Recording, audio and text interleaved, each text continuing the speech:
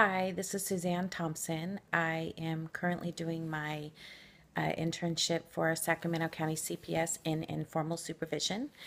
Informal supervision is when people are given an opportunity to receive services from the county instead of going to court and having their case go courtside.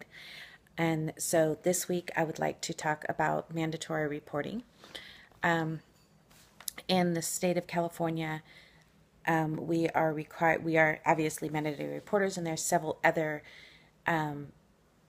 agencies as well as staff people in different types of positions that are mandated reporters, and it is actually a misdemeanor if somebody does not make file a report.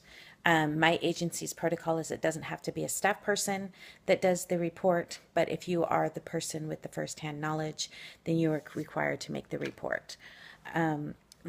If we are given information by a family member or a person in the whatever case, if somebody gives us information, we ask them to make the report because they are the person with the firsthand knowledge.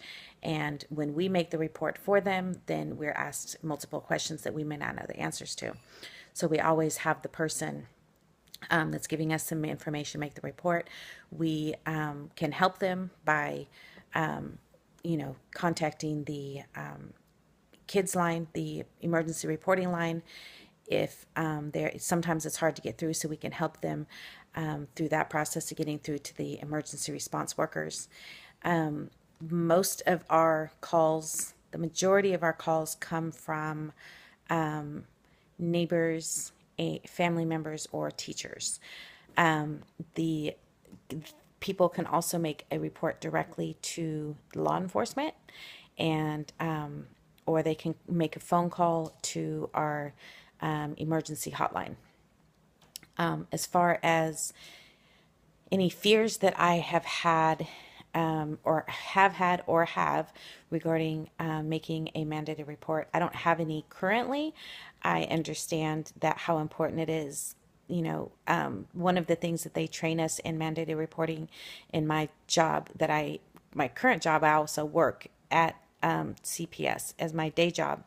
And one of the things that they do train us is it's not up to us or the mandated reporter to determine if the concern is valid or not valid, that we make the report and then it's investigated. So that's something to take into consideration for mandated reporters.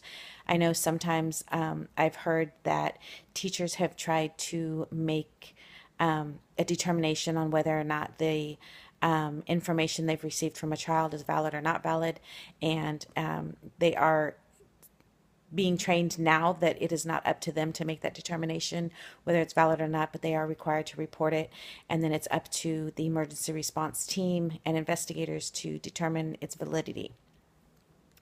The only concern I have had in the past when my internship, when I was in doing my bachelor's, and I was doing individual counseling, and I did not tell one of my clients in my session that I'm a mandated reporter in anything that she told me.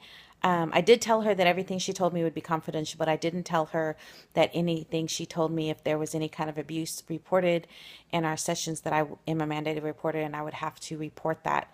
And so she ended up divulging to me that she was molested when she was younger. And after the fact of her telling me that, then I had to tell her that I was a mandated reporter and then I would have to report that, in which I did report it. However, I felt that I kind of defied her trust because I promised her that I would never say any, that our meetings were confidential. Yet after she tells me this information, now I'm telling her, well, I'm going to have to tell somebody. So I kind of screwed that up as far as not telling her in advance. And once you make that mistake, you'll never make it again.